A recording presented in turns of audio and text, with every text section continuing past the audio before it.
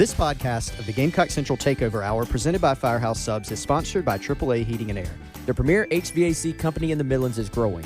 Are you a top HVAC technician?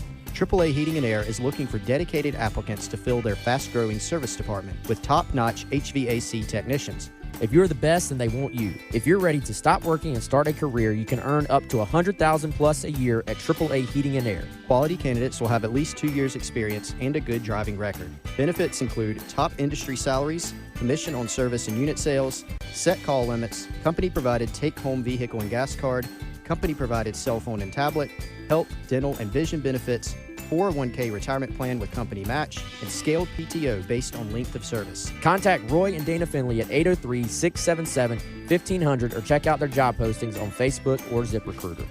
AAA Air when you need us. AAA Heating and Air. Probably turn my microphone on. Welcome in. It is the Gamecock Central Takeover Hour presented by Firehouse Subs. Here on the game on your Tuesday morning, Tyler, Wes, and Chris along with you. Obviously, guys, we spent so much yesterday reacting to a very comfortable win for South Carolina on Saturday, 47-6 over Vanderbilt. We talked about a number of things. Obviously, the defense, able to getting over 1,000 yards, which apparently somebody pointed out to me this earlier. He did get a game ball on Sunday from Beamer. Do we have confirmation on that? Because I know after the game on Saturday, he said he didn't get one. So he did get one after the fact, I guess. Confirmed, yes. Confirmed, okay. Well, good for him. Finally got one, finally deserves it. One thing we did not get a chance to talk about yesterday, which obviously is something that excites a lot of people anytime we do get a chance to talk about it, Lenora Sellers got into the game once again on Saturday. Maybe went into business on his own a little bit on that touchdown run, but nevertheless showed off the athleticism and scored on that fourth down where he kept it himself and trotted in the end zone for a touchdown. And, you know, while it's not confirmed that he is definitely going to be the starter next season when Spencer Rattler has moved on from South Carolina, the prevailing thought is that it's likely going to be his job. So it's always exciting to get to see him, even in these small little bursts that we've seen him over these couple games that he's gotten to play this season, show off that skill, show off that athleticism, and you can imagine the field day Dow Loggins can have with a guy like that playing quarterback. Yeah, it's going to be different. I think we got a little glimpse, a little piece of what it might be when he is the guy at South Carolina, ultimately, eventually. And yeah, I think that honestly is one of the best things about a blowout is you get to see some little views of what might be on the way for a team. So, you know, I would have loved to watch him for about a quarter go out there and run around a little bit and throw and all those things. But, you know, it had gotten so late that you couldn't really go out there and toss it around, I feel like. It did seem like they kept the starters in maybe longer than you would have thought they would have. Maybe could have pulled maybe a drive or two early. I would say one drive earlier is when I thought they might start to kind of pull starters. And, you know, there's one play where it was actually another one of his better plays of the day where Rattler sort of ran away from pressure and he got hit and he got the ball off to Mario Anderson. And that was on his last drive of the game. And that was right before he threw that ball to Omega Blake for a touchdown. And when he got hit on that one, that's when I was kind of thinking, all right, guys, let's maybe get him out of here. But I do wonder, wasn't that right after another Vandy turnover, another Vandy fumble? I think so. Yeah, it was. Yeah. And that was down in South Carolina. South Carolina was taking over in Vandy territory, and so it was a quick change situation. I wonder if they just rolled the guys back out there because there wasn't like that time period to sort of get about it. Yeah, get Sellers or get him warmed up or whatever. Because right after that, Sellers was on the sideline throwing. I was like, all right, so he's obviously going in. I actually wondered before that drive, would they put Sellers in or would they give Doty one drive and then put Sellers in and kind of how they would handle that. And, you know, also something Chris and I talked about on our podcast yesterday, I didn't know how much they're kind of trying to manage Sellers' games down the stretch either.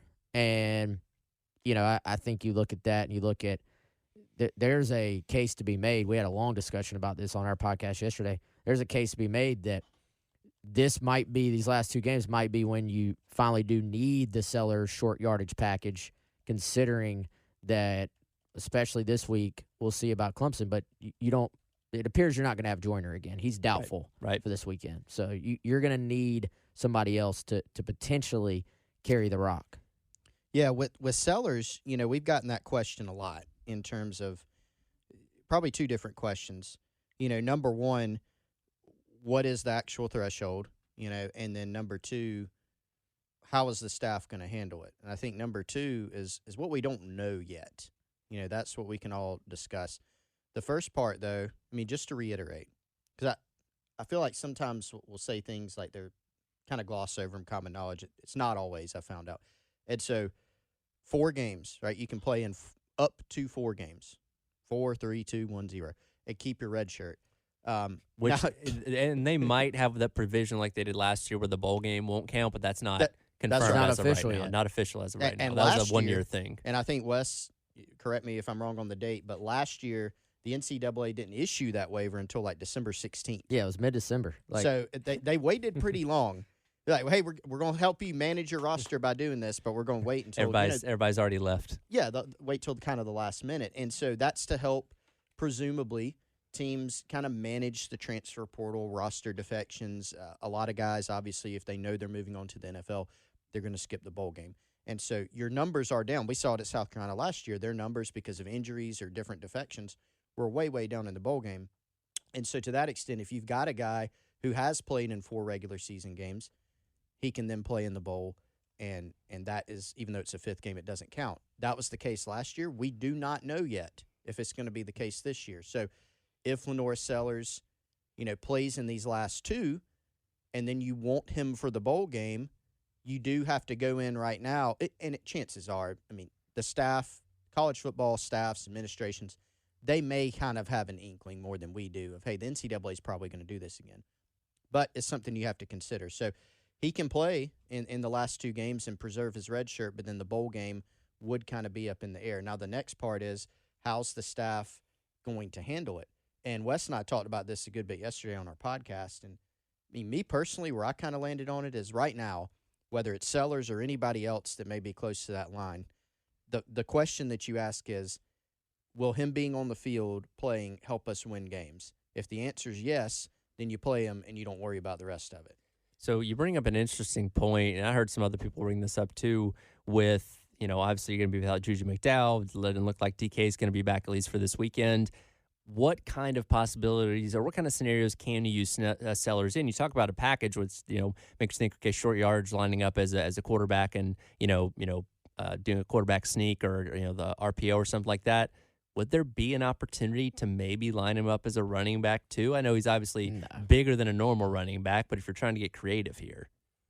No, I think you're kind of you're getting ahead of yourself with that. I think the advantage of having him run the football as a quarterback is you get an extra blocker.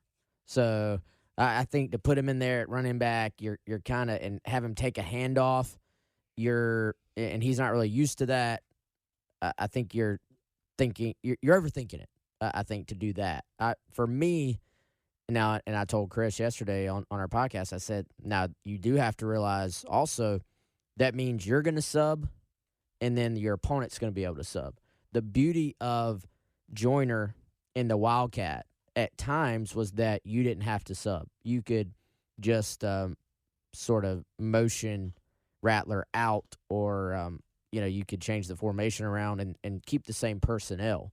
Well, if you're going to bring him in, obviously that's a sub, so then they can sub to Jimbo as well. So there's no real surprise when you do this. But he made I know it's high school, he made a living in high school in short yardage, just pound the football situations where the entire stadium knew Sellers was going to run the ball and still had success. So I think even if it's something you show this week just to make Clemson prepare for it, I think there's something to be said for at least having that, at your repertoire, in your repertoire.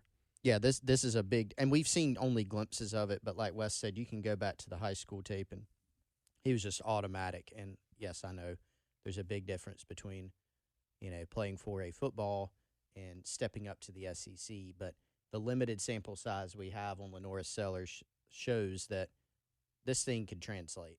He's got, it's not like he's running people over at the high school level and then you take him up to the SEC and you go, well, I'm not sure if he's fast enough. I'm not sure if he's big enough. He checks all the boxes. He plays with kind of like a flair. He's a little bit audacious as a player because he'll try things. You remember the touchdown passes, the first one where he said he went back to the touchdown, like he checked the play. I'll just check back to the touchdown. That was a play where really I don't want to say he wasn't supposed to do that, but that kind of wasn't the end result of that play. And then if you missed it, Shane Beamer said, hey, we really just kind of wanted him to hand that football off. But he kept it, he pulled it, and he runs for a touchdown. Breaks a tackle from an SEC guy and then outruns other SEC guys, even if it is Vandy. And so the skill set translates. And when you look at this South Carolina team, they've lost to Kerryon Joyner as their Wildcat quarterback. They're down, to 2 scholarship backs. And this is a team that has already struggled in short yardage situations. You think about 3rd and 2. I remember a 3rd and 2 play in the previous game. They put into Kerryon Joyner as their Wildcat guy, and we've seen that several times in short yardage situations. It's worked some, it hasn't worked some. So what's the solution, especially with a running back room that's kind of down and includes a freshman running back? Here's a guy who's got big size and is really adept at getting yardage in these situations. And, kind of projecting ahead to next season where we can assume that he should be the starter in this offense. Again, kind of seeing those glimpses in the limited time that he's gotten to play. And Spencer Rattler obviously has the ability to use his feet, but that's not his MO when it comes to the offense. You're not running the same like RPO concepts that you could with somebody like Sellers. So I think that Dow Loggins is probably licking his chops at all the potential new things they could do with a guy like Sellers that maybe you don't necessarily do with somebody like Spencer. Yeah, and I think part of it is you don't want to get Spencer hit a ton, honestly. And they're obviously different body types. And we've seen Spencer, I think, be very, very good in some of the RPO concepts where you're throwing off of run looks and, getting the ball out to the perimeter, getting the ball out in space. And he's made some really good decisions on that stuff, I think. And it feels like he's kept a couple of more times the last few weeks than maybe we've seen in the past or seen for most of the year so far. Now, a couple of those keeps just didn't look right against Jacksonville State. The plays kind of blew up a little bit, I guess, but he kept for a touchdown this past week, obviously. So I think you have that, but you're not going to go to that well to where you're just going to kind of ask Rattler to get hit 3, 4, 5 more times than he has to, especially when we know how many times he's gotten hit anyway in the pocket this year. They have kind of gone to the QB sneak a little bit more down the stretch, it seems like. And so, we'll see if that continues. We're starting to see it's almost the tush push there. Yeah. The brotherly shove. But, what, Chris? I like that name better, the brotherly shove. I like the tush push. I think it's kind of funny. But brotherly shove is more on brand for Philly, though. Really, Yes. that's what they call it. Yeah. yeah. Well, they've proven that it doesn't work for everyone. Got to have the right guys to do it. You got to have a Kelsey in there. You do have to have Kelsey there. That helps. Potential sexiest man alive, Jason Kelsey. Have y'all seen that meme going around? And it's like the two of them when they're at Cincinnati. Young Bucks. And it's like don't give up. They're so for you. One of these guys is the potential sexiest man of the year or whatever it's called, and the other is dating Taylor Swift. And they just look like two high school football players, like just average regular old Joes. Never give up. Never ever give up. You miss 100% of the shots you don't take. Wayne Gretzky, Michael Scott. Always. There's been a lot happening in the world of college football outside of South Carolina over the weekend. We didn't get a chance to talk about it yesterday because we were focusing on the Vandy game, but I need to get your guys' thoughts on a lot that's happened. With that coming up, you're listening to Gamecock Central Takeover Hour presented by Firehouse Subs here on the game. Get an inside look at Hollywood with Michael Rosenbaum. Let's get into the fascinating, wonderful Bonnie Wright. Oh, yeah. Ray Fiennes was the most chilling actor to work around. He wasn't funny and making jokes. No. A little bit, but in, like, Voldemort way. Did you feel like he got very little direction? They let him do what he was just doing? I'm sure he was probably the type of actor that would go kind of quietly and speak to the director rather than What am I doing wrong? What do you want me to do? Inside of You with Michael Rosenbaum. Wherever you listen.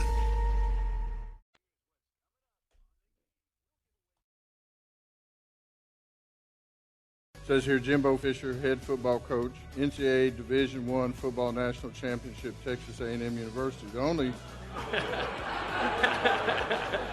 only difference between Kobe's and yours is you get to fill in a date. I hope I fill in a couple. Welcome back into the Gamecock Central Takeover Hour presented by Firehouse Subs. Tyler, Wes, and Chris along with you on this Tuesday. There's two things wrong with what you just heard in that clip there. Just two?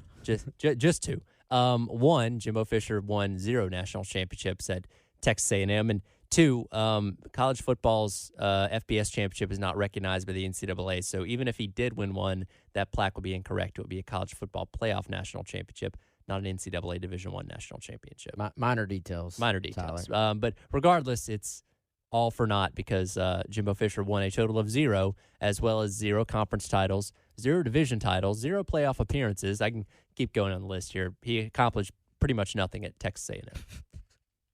Jeez, Tyler. It's tough. Are you a fan? I'm not. I don't have anything against the guy, but it's just for the money that he got paid to underachieve the way that he did is kind of funny. So this, to me, is yet another reminder of how you really just do not know what tenure is going to work and what tenure is not.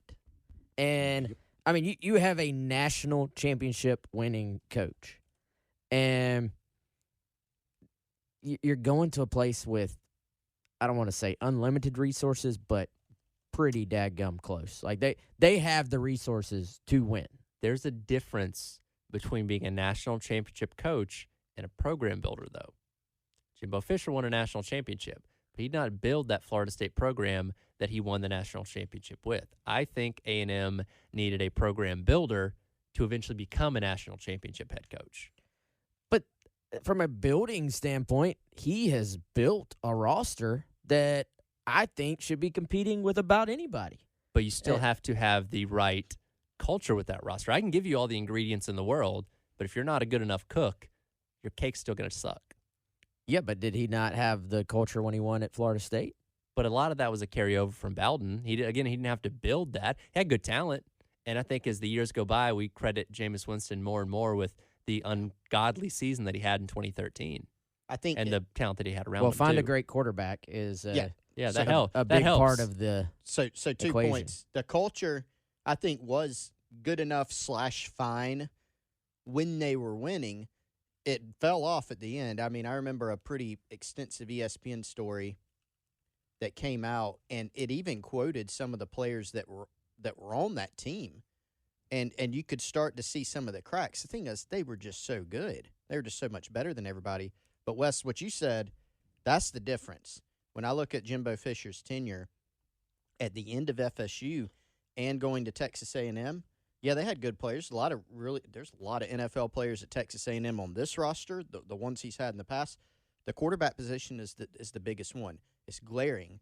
If you don't have, I wouldn't even say, in almost every circumstances, an elite quarterback, you're not winning a title.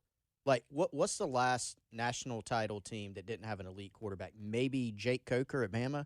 Like, he was a good quarterback? Yeah, he was serviceable, but, yeah, they had – And that was a little bit – that was kind of not in that, like, ground and pound era, but, like, going a little bit back to it. Yeah, I mean, McCarron before that at Alabama, again, game manager type of quarterbacks. Yeah, nowadays you've got to have a dynamic – elite guy, like even, Stetson Bennett kept getting the game man. It was a ridiculous thing then. It looks even more ridiculous now. He was a dynamic quarterback, but David Hale from ESPN put out a list the other day, and I'm not going to sit here and count on air. That's bad radio, but it is probably the last 10 to 15 quarterbacks that he signed. The vast majority, bust. They were either dismissed from the team, they weren't good, they transferred. You've got a never took a snap. You got guys that are injured. Like, you just have a lot of guys that were not good and didn't measure up to Jameis Winston and a lot of other championship-type guys, and that's the biggest difference, I think.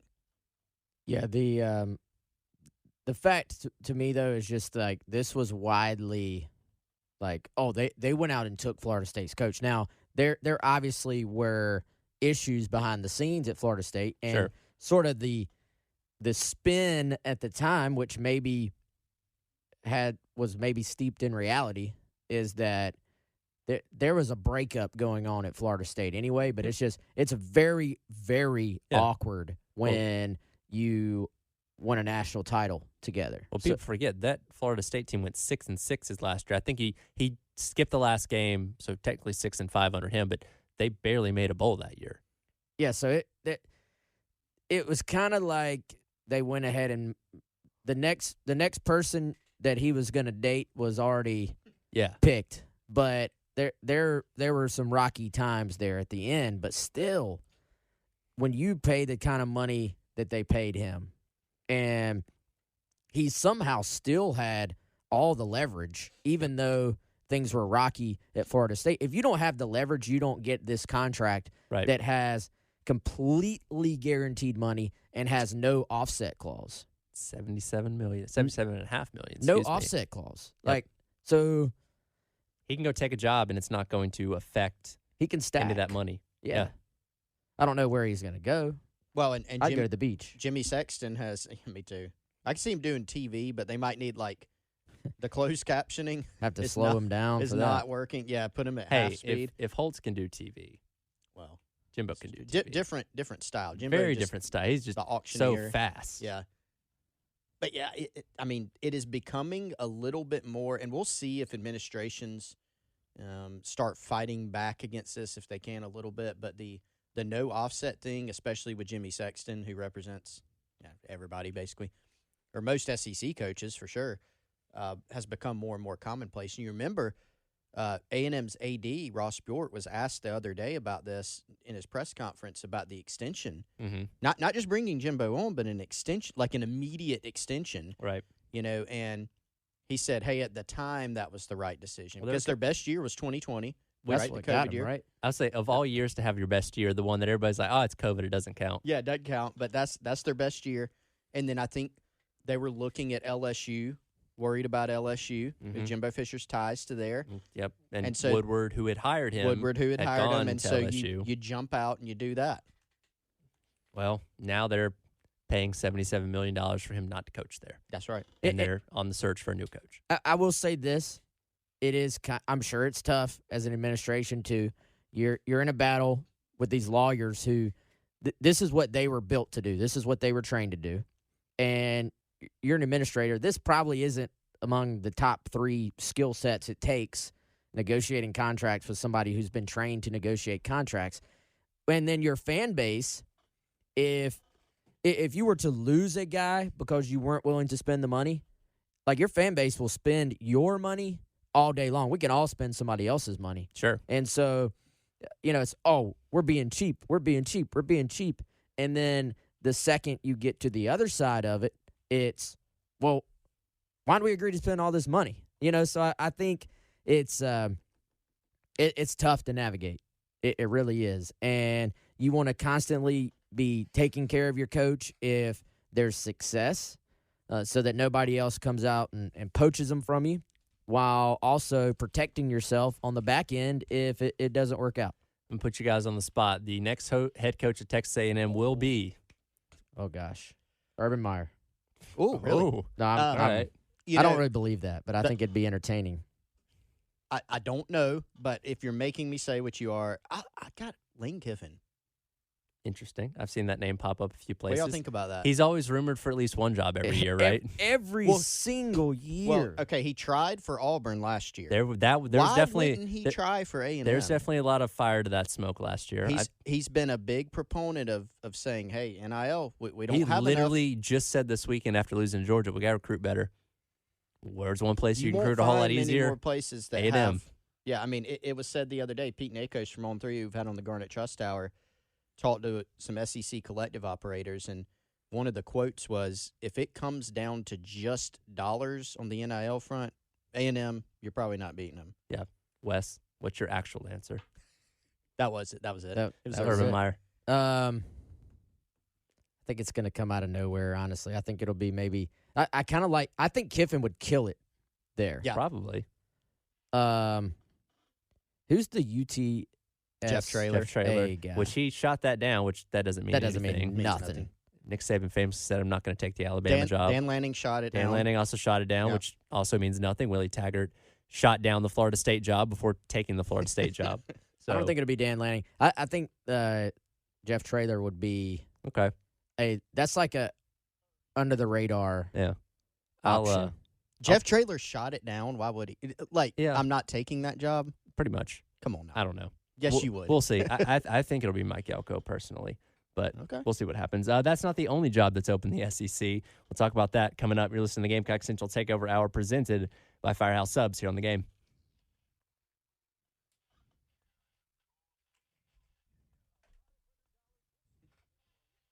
As the responsible leader of our athletics department, I constantly look at ways that we can get better. Part of that is looking at the health of our programs. And when necessary, it's my responsibility to correct areas where we are falling short. It has become clear that we need a shift in leadership, so therefore we must act. Shortly after meeting with Coach Arnett, I met with senior analyst Greg Knotts and asked him to serve as our interim head coach for the remainder of this season. Welcome back in Gamecock Central Takeover Hour presented by Firehouse Subs, Tyler, West, and Chris. That was the voice of Mississippi State Athletic Director Zach Selman yesterday talking to the media about the details of moving on from Zach Arnett as their head coach, wanting a shift in leadership. And obviously this is a Mississippi State team that we saw come into Williams-Brice Stadium early on in the season and put up a very good fight against South Carolina that the Gamecocks were nearly able to escape with that victory. And after 10 games, they've decided to move on from Zach Arnett as their head coach. Of course, he took over in the unenviable spot of Mike Leach passing away last season. And I feel for the guy because that was not a spot that he expected to be in, kind of got thrust in the role. And, what could you really have expected from him in year one as a head coach when he'd never done it before? But they've decided to move on from him. And now also, like Texas A&M, will be searching for a coach in the next couple of weeks. Such a tough situation at Mississippi State anyway. And, I think you kind of, to win there, you got to be a little bit more outside the box. You can't just be, hey, we're going to run the football and we're going to play great, old school defense. And that's just how we're going to win games. I think going back to the Dan Mullen days, a little bit quirky head coach, has sort of a little bit different scheme, at least at the time. And, you look at the success that Mike Leach had, and you had Arnett at the time running the defense. And so on both sides of the ball. Which he's a good defensive mind, by the way. Yeah, of course. And I think it's one of those things where you can be an elite defensive coordinator, and that doesn't mean you're ready to be a head coach. And it was a tough situation anyway. So, I think you need to be a little bit unique, a little bit outside the box to win at Mississippi State. They had that on both sides of the ball with him running that 3-3-5 and Leach running his offense on the offensive side, obviously. But I just look back at the decision to completely blow up what you were doing on offense and completely change the scheme. I feel like that sets you back when you already were dealing with so many other things that were going to set you back.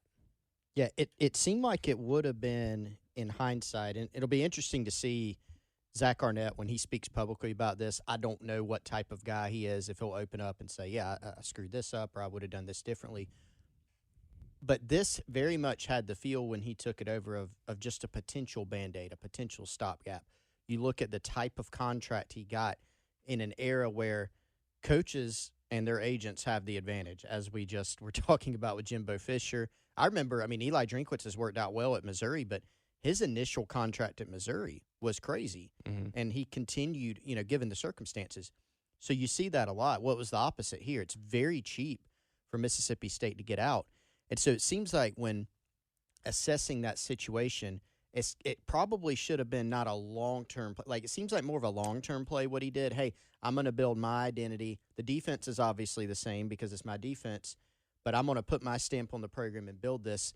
When really, especially this day and time in college football, and especially given the circumstances he walked into, probably would have been better to keep more continuity on the offensive side of the ball to give yourself a chance to have a runway. Well, and that's what made the air raid such a good fit for what Mike Leach was doing, because we talked about it. You can't recruit nearly the same way at Mississippi State as you can as an A&M or an Alabama. So the caliber of talent you have there isn't necessarily the same. You saw the perfect example of Will Rogers, not a world-beating quarterback by any means, but he thrived in that system. When you put him in Kevin Barbay's system this year, outside of, funny enough, the game against South Carolina, he struggled mightily. And that, again, was Mike Leach's ability. And Mike Leach, the innovator of the air raid offense, and maybe you think nobody could come in and run it the same way that he did, but that was a system that so many of those guys thrived in because they weren't your five-star guys left and right, and it wasn't this high-caliber talent that you have in other places in the SEC. And, yeah, massive step back this year. And, now not only are you looking for a coach, but you're the second most desirable job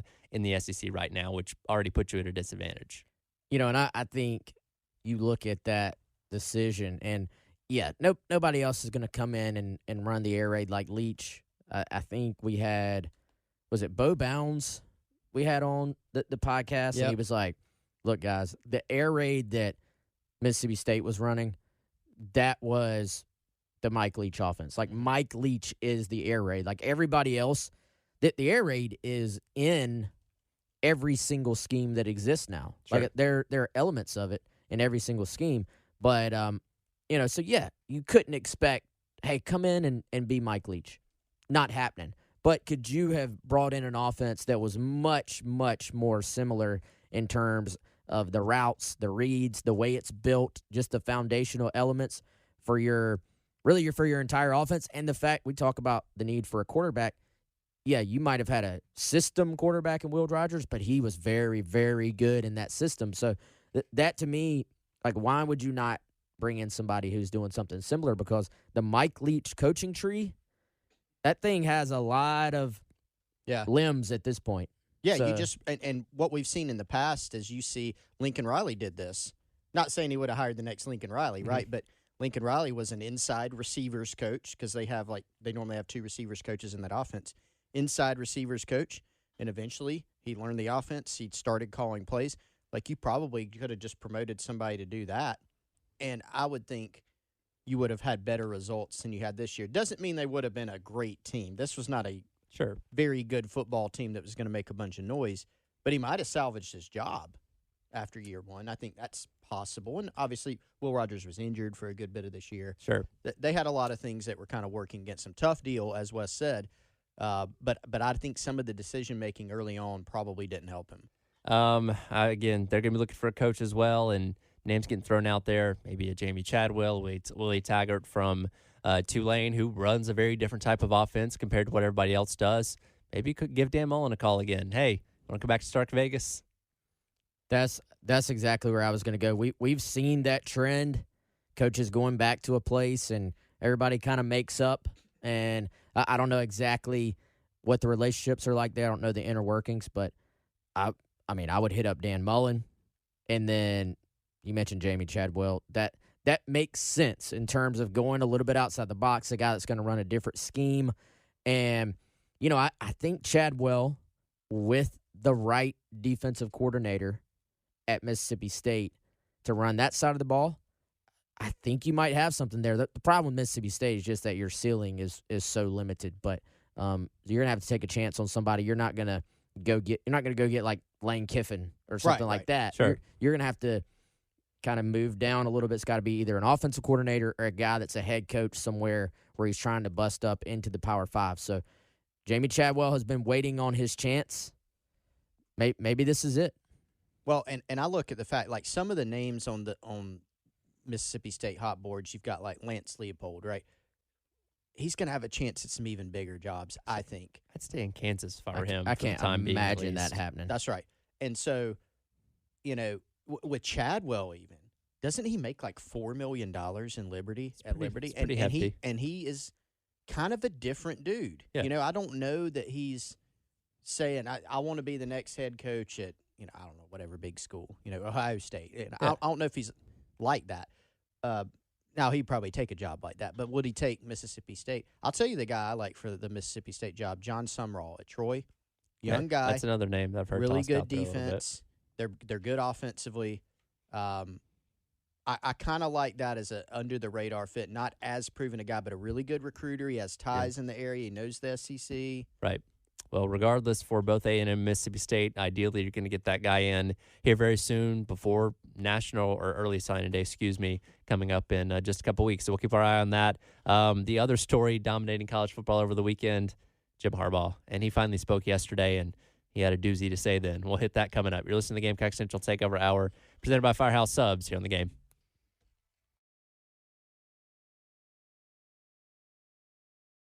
How wrestling really works and how you get the ratings. Eric Bischoff and Conrad Thompson explain on 83 Weeks. Too much time is spent discussing talent's age. The younger demo is just as excited about a Paul Heyman or a John Cena or an Undertaker or Becky Lynch, or I don't care what their birth certificate says, they're going to draw a younger demo because they're fun to watch and they're great entertainers. 83 Weeks on YouTube or wherever you listen.